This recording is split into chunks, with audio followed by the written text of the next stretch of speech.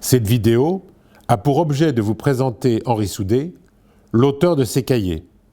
Leur lecture nous permet d'apprendre à le connaître et même à s'attacher à cet homme doté d'une personnalité qui peut sembler dure et pourtant, comme vous le verrez, derrière la carapace, on perçoit parfois un homme sensible.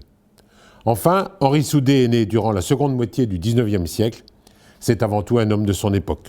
Je vous propose ici quelques extraits pour camper le catholique, profondément marqué par la loi de séparation de l'Église et de l'État de 1905 et qui rejette le pouvoir en place.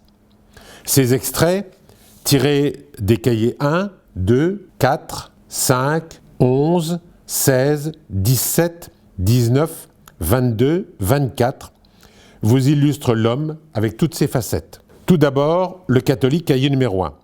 Mais avant de lire des extraits, je vais vous donner une petite précision.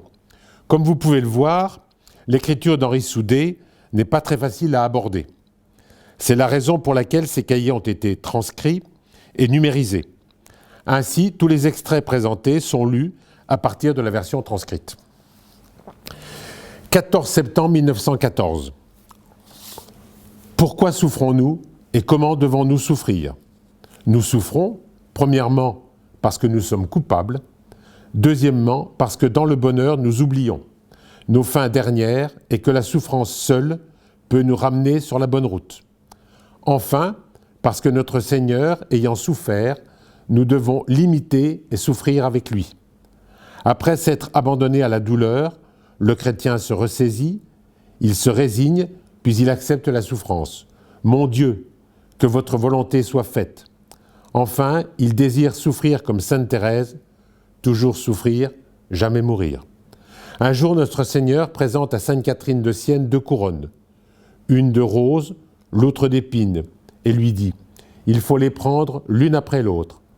Acceptons d'abord la couronne d'épines, afin qu'après la vie terrestre, nous recevions la joie du paradis éternel avec Dieu. » Dans le second cahier, 27 septembre 1914, aujourd'hui, j'ai eu 4 messes, 6 heures, 8 heures à Saint-Paterne, 10 heures à la cathédrale et midi moins le quart à la chapelle du lycée. Les convictions religieuses d'Henri Soudet sont très fortes. Il les rappelle tout au long de ses cahiers, comme le montre ce nouvel extrait tiré du cahier numéro 4. Nous ne devons pas perdre courage. Plus l'avenir nous apparaît obscur, plus grande doit être la confiance avec laquelle nous nous approchons du trône de grâce. Il est par conséquent nécessaire d'adresser d'instantes et humbles prières au Seigneur, qui est le maître et l'arbitre souverain des événements humains et qui peut seul diriger les volontés humaines. Nous ne croyons pas que la paix ait quitté le monde sans l'assentiment divin. Dieu permet que les nations qui avaient placé toutes leurs pensées dans les choses de cette terre se punissent les unes les autres par des carnages mutuels, du mépris et de la négligence avec lesquels elles l'ont traité. D'autres événements viennent encore s'y ajouter pour contraindre les hommes à s'humilier sous la puissante main de Dieu.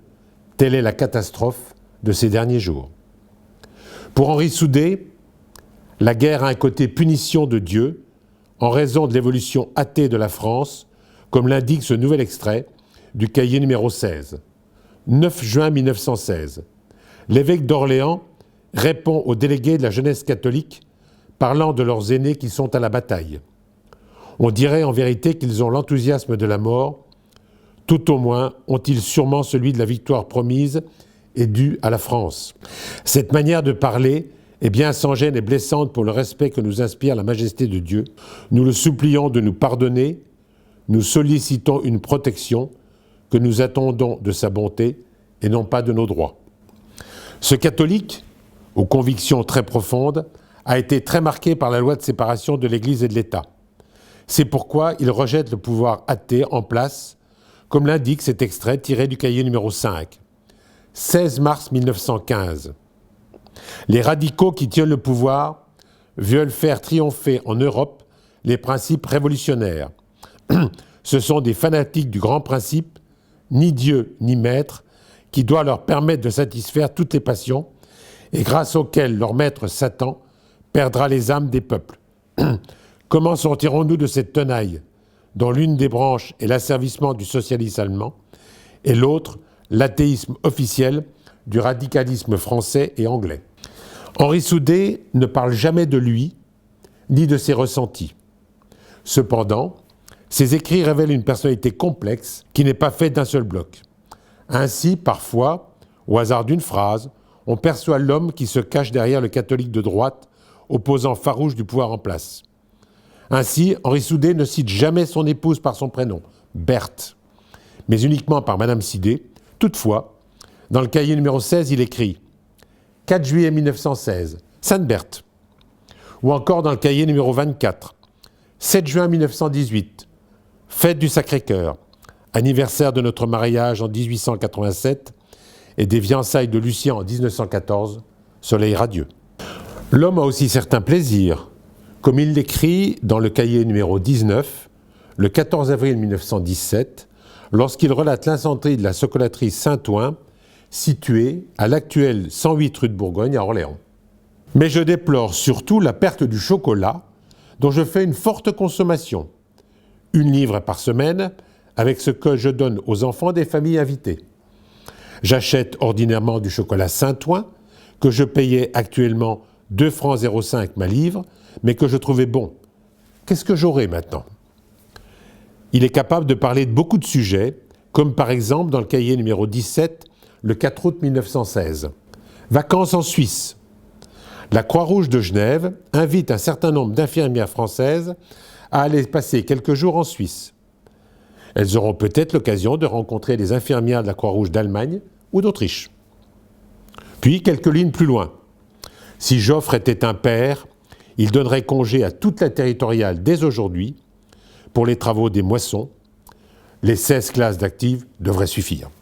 Enfin, Henri et Berthe vont affronter une terrible épreuve au début de la guerre. Leur second fils, Ambroise, jeune dominicain, est tué le 29 août 1914. Son ombre plane sur les écrits de son père. Ainsi, en 1918, 4 ans après, la plaie est toujours aussi vive, comme il l'écrit dans le cahier numéro 24. 6 septembre 1918, premier vendredi du mois. Voici déjà 4 ans que notre cher Ambroise est disparu, et bientôt, selon toute probabilité, les Boches auront évacué le pays de Guise où il est tombé. Autre exemple dans le cahier 22.